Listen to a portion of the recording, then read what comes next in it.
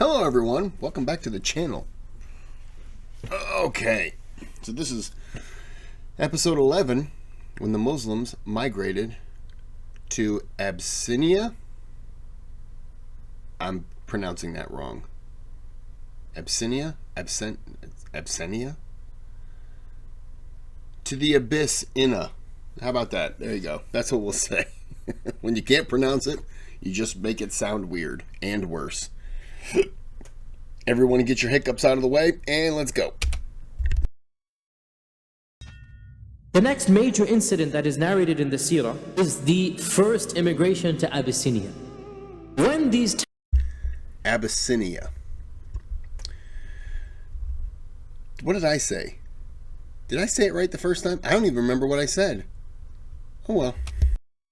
Tactics of open intimidation, of humiliation, of torture continued, the Prophet ﷺ eventually suggested to the Sahaba that this land has become too constricted for you.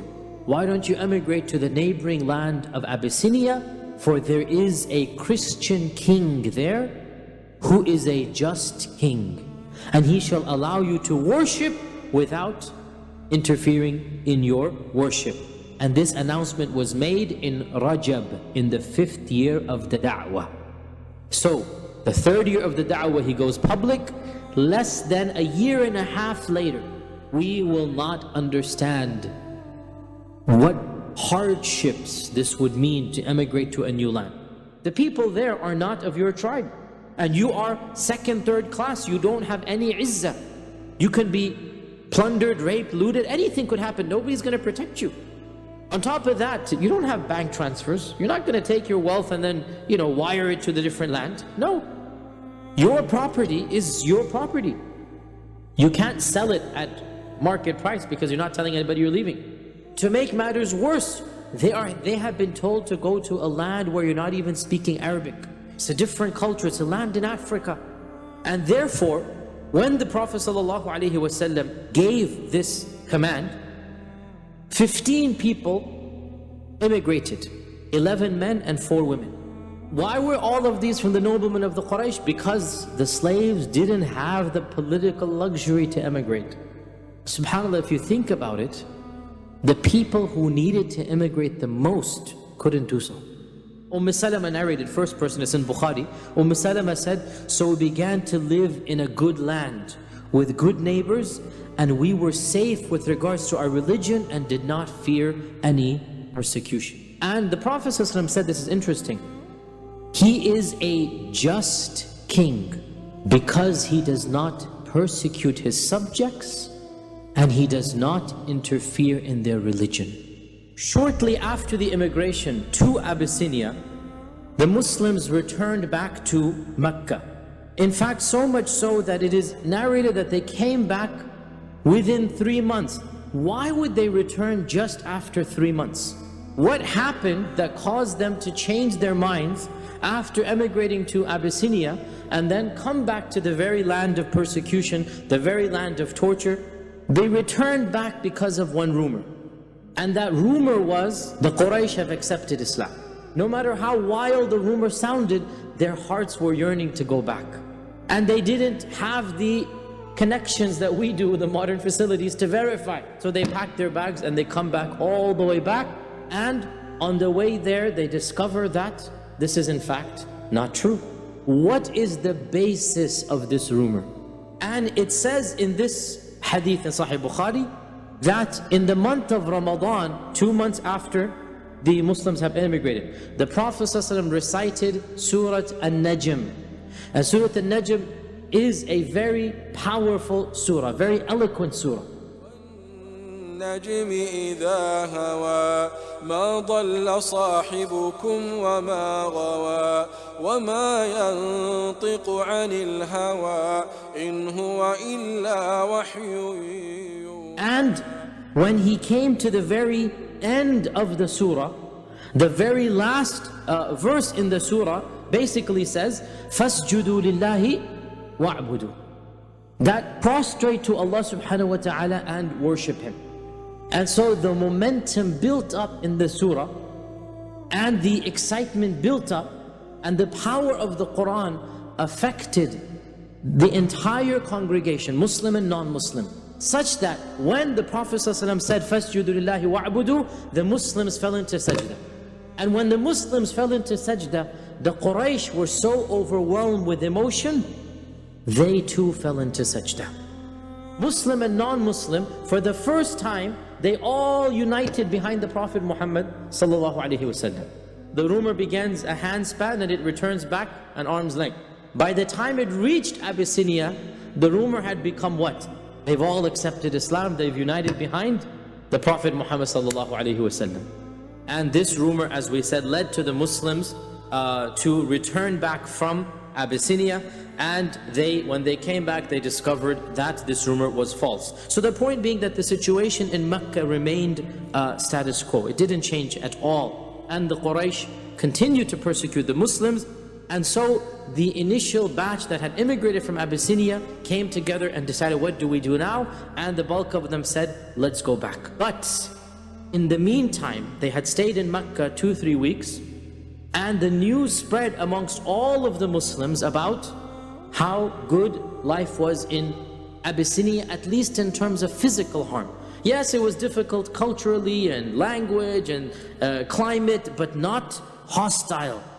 And so when they heard this, a large percentage of Muslims, we don't know how many Muslims were in Mecca at the time, there were no census, but it is probably correct to say that at least 30-40% of the Muslims of Mecca, if not 50%, decided to immigrate. Now that's a huge number. And so, for the second immigration, more than 80 Muslims emigrated. And this time they were headed by Ja'far ibn Abi Talib, the direct, obviously, cousin of the Prophet sallallahu alaihi wasallam. Now, when over 80 people, and Mecca at this time probably had only a few hundred people in it, right? So 80 people in Mecca represents more than 15%, 20% of the people of Mecca. And it's a big embarrassment that your own people are leaving. And this is the Quraysh, the one that is the strongest tribe, the most elite, the most protective, the custodians of the Haram. And now they have 10-15% of their own tribes people emigrate. This is a shame. Now the Quraysh decided, we cannot allow this immigration, we need to stop it. They decided to send 2 people to Abyssinia and appeal directly to the Najashi. Najashi is the title of the person who rules Abyssinia. So they sent 2 delegates, Amr ibn al-As and another person. Scholars have differed who that second person was. So they traveled all the way to Abyssinia. Salama narrated, when we landed in Abyssinia, this is the second hijrah, we retreated very hospitably by the Negus. He granted us security in our religion. He allowed us to worship Allah without persecution or any hindrance. In fact, we did not even hear one ridicule against us by the people. But then the Quraysh heard of our status, that we have izzah. And so they plotted against us, and they decided to send 2 strong men. By strong she meant people who would do their job, not physically strong. The 2 strong men. And they gave them precious gifts. They loaded them with gifts. And the 2 dignitaries, emissaries, arrived in Abyssinia. The whole object for these 2 guys is to bring everyone back, correct? That's what I'm saying. So they're going to try to, I'll say, poison the well. But they're just going to talk to, I'm going to call him a king, to get him to boot all those people back out, have them go back there. Are they trying to protect, by having all the people leave? Are they trying to bring them all back so they're all back together and safe? Because, you know, if you have 80 of them, if you have 280 people leave, well, that's a big chunk of people. And now you got a second immigration, that second one was 80. So are they just trying to protect where they were so that they don't get attacked? Or is there more to it that I don't know yet? We'll find out. First thing that they did was they went to all of the viziers, the ministers of Najashi, and they gave each of them expensive gifts and leather, basically bribed them. And they said to them that we have in your midst a group of renegades and rebels, and we will speak to the Najashi tomorrow about their case, and we want you to hand them back to us and support us in this cause. So basically this is open bribery. When we give the Negus his gifts, remember our gifts to you, because they're going to bribe the Negus tomorrow. And subhanAllah, look at the hatred really of the Quraysh here, that they can't even bear to see the Muslims live in a foreign land. So the next day they approached the Negus and they said, some foolish youth from amongst our nation have emigrated to your country. They have left our religion and they have not embraced your religion. They've invented a new religion. And the leaders of our community have sent us to you in order that you hand these young foolish people back to us so that we can deal with them, because we are more knowledgeable of their faults than anybody else. And so they presented the Negus with lots of fine gifts. So when they finished their petition, the vizier stood up. They've been bribed. And they said, "O our ruler, verily what they have said makes complete sense. These are strangers in our land. We don't know anything about them. Return them back to their people. Let them deal with their affairs." Najashi said, "No, by Allah, I cannot just hand them back after they have chosen my land." Now remember, when they entered Abyssinia, even though the books don't mention this, but it must have happened, they must have sent a petition to Najashi asking permission to live. So he said, these people have chosen me over all the other lands they could have chosen, and they ask for my protection. The least that I can do is to listen to their side of the story. That's a pretty amazing, fair person, especially if he's allowing you to live in there and you can live your religious freedom and stuff like that. That's pretty impressive, because it's easy to control and just really take a lot of the power of the situation. That's very cool though. Well, I have a feeling though it's going to turn. It just feels like it's going to turn, and I should not be congratulating him right now. So the Negus sent a messenger. Najashi sent a messenger to Ja'far ibn Abi Talib, and he said, "Come all of you to the palace tomorrow and explain to us why your people are opposed to you." Now they had never seen the Najashi. Najashi is the king, right? And so they became frightened, which is only natural. And they said, "What are we going to say?" And so Ja'far said, "We will only say what our Prophet ﷺ told us to say, and we're not going to change the truth no matter what happens. I will speak the truth." So when they arrived at the palace, they found the Negus surrounded by his advisors. So he was surrounded by the viziers and the patriarchs. This is an official meeting, and you have Amr ibn al-As and you have his companion on one side, and you have Ja'far ibn Abi Talib and the delegation of the Muslims on the other side. Now Amr ibn al-As entered first, and him and his companion, as was the custom of the Najashi, they prostrated in front of him. Ja'far ibn Abi Talib entered, and he walked in erect, firm, and he did not lower his head 1 inch. The minister said, "How dare you walk in without prostrating to the Najashi?" And so Ja'far says, "Our Prophet ﷺ has told us that we can only prostrate to our Lord." And so Najashi says, "Tell me, what is this religion of yours that you have now invented? And what is the matter that you have forsaken the religion of your people, and you haven't embraced my religion, nor have you embraced the other religions on earth?" So Ja'far responds, "And Your Highness, we used to be a nation steeped in Jahiliyyah, and we would worship idols, and we would eat this dead meat. You know, if an animal dies, we'll eat it. And we used to perform fahisha, and we would break the ties of kinship and treat our neighbors in contempt. The strong amongst us would eat up and devour the weak. And we remained in the state until Allah subhanahu wa ta'ala sent a messenger to us. This messenger was known to us. He's from our community. We know his house and his lineage, and we know his truthfulness, and he never spoke one lie in his life.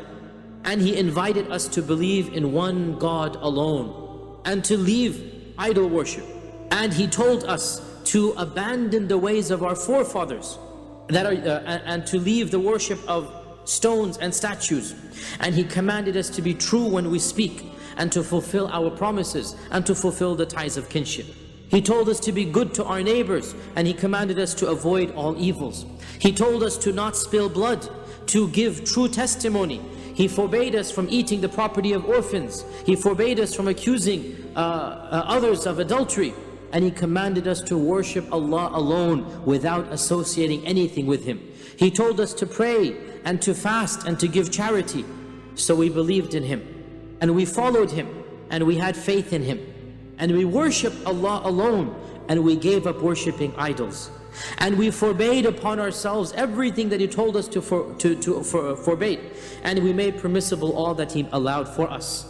But our people opposed us, and they showed hatred towards us, and they tortured us, and they punished us, and they tried to force us back into idol worship. And they were unjust to us, and they made life miserable, and they prevented us from being who we were. So when they did this, we emigrated to your land, and we chose you above all other rulers, and we wish to come under your generosity and hospitality, and we put our trust in you that we would not be shown injustice in your land, O exalted highness. And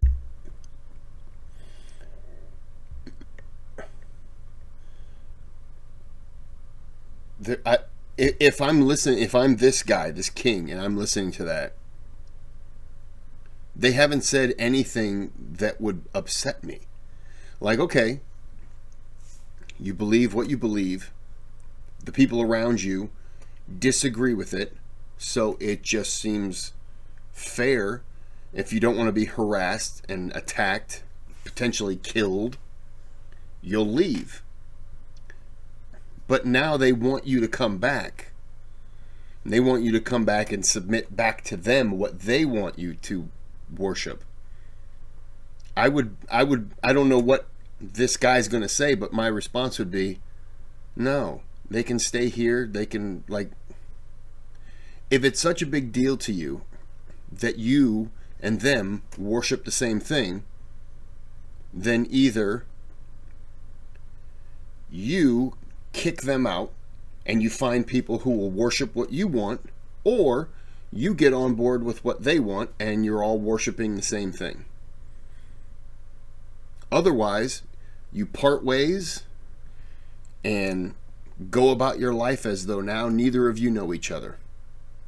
And don't interact, don't start anything, you just, because they left you alone because you were mistreating them.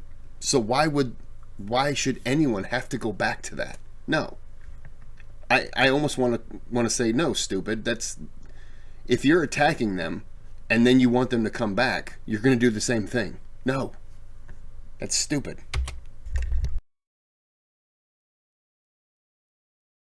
So this speech, if I've understood it correctly, swayed Najashi, and it moved him. And he said to the Muslims, do you have any revelation that this prophet says he has? So Ja'far said, yes, I do. And so he said, recite it for me. And so Ja'far ibn Abi Talib recited the beginning few pages of Surah Maryam. كافها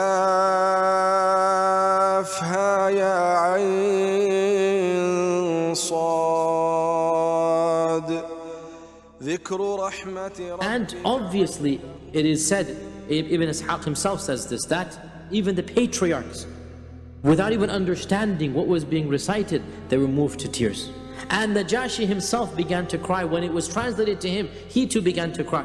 He said, I swear by God, this recitation, this tilawah, and the messages of Moses and Jesus have sprung forth from the same fountain. This is the same source. And he spoke to the two emissaries, and said, go away from me, because I'm not going to hand these people over to you. So Amr ibn al-As and his companion exited in humiliation, and as they were leaving, Amr whispered over to his companion and said, don't give up yet. I have one final trick.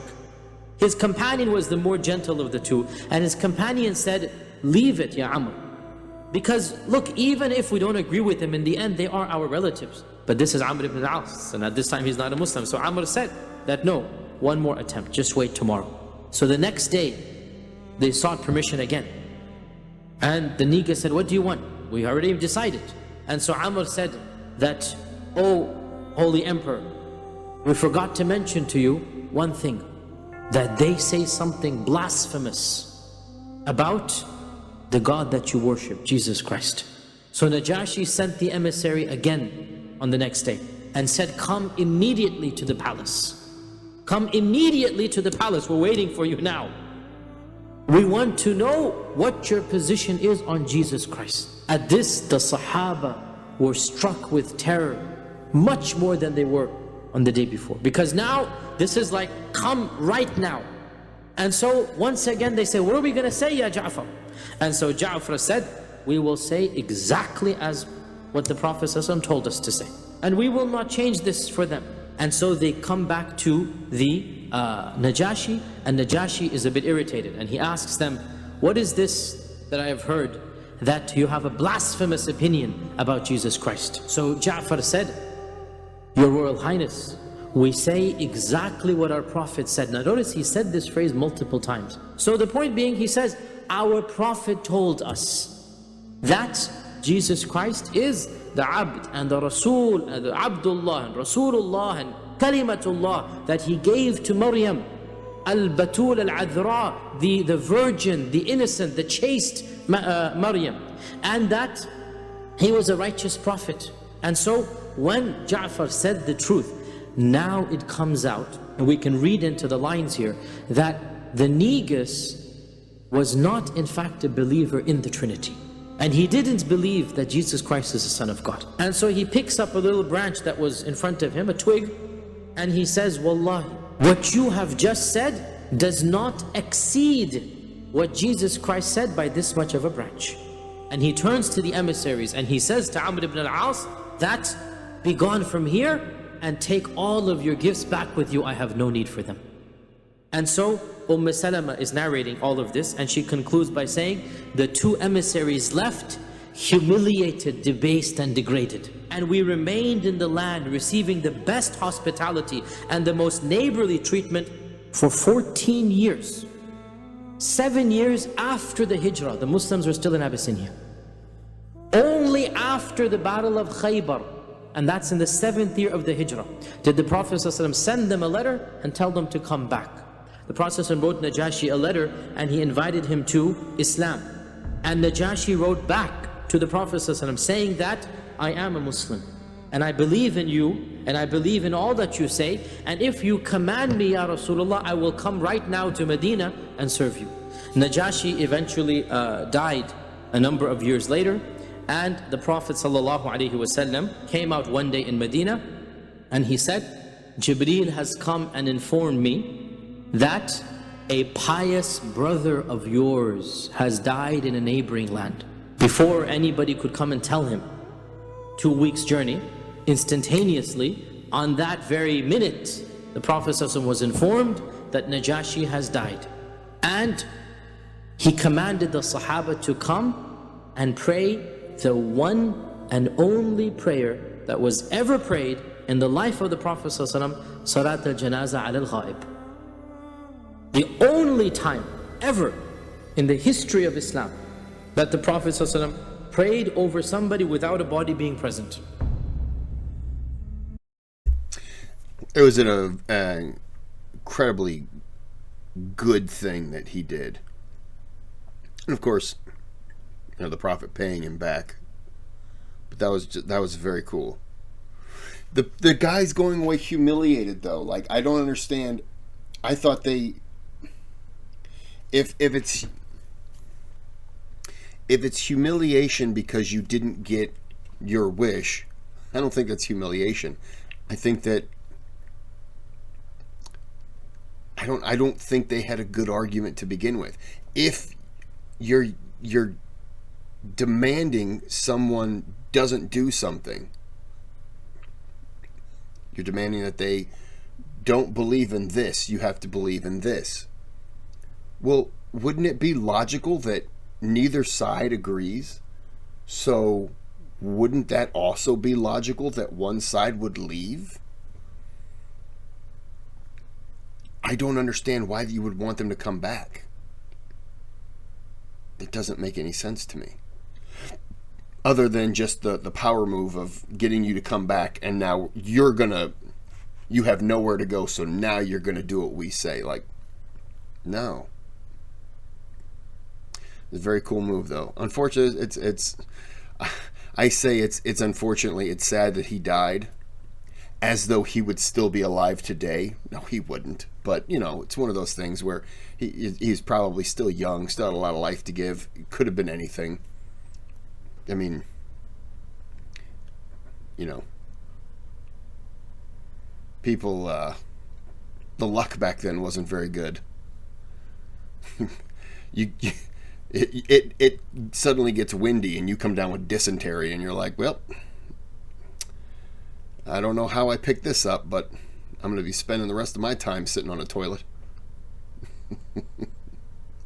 All right. Yep. That was good. I'm going to do the 11. Oh, I'm going to do 12 next. Oh, my goodness, Kris. I know the number system. I swear I do. I was trying to remember what I did before, and I was going to say, I'm going to do 10 next. That would make no sense because 10's already up. You can watch it. Okay, I'm going to end this here before I make more of a fool out of myself. There's a thanks button. You can donate to the channel. You don't have to. Subscribe. Click the bell notification. It lets you know when things happen on the channel. And give a thumbs up. And if you want to give a thumbs down, just know that more than likely, you're probably going to fall down a flight of steps several times. You're going to have marks on your back, look like handprints. Don't pay attention to those. Just pay attention to falling down those stairs. Face first. Lose those teeth. And until next time, have a good day, have a good night. It's a religious video and I'm talking about pushing people downstairs. Don't listen to that.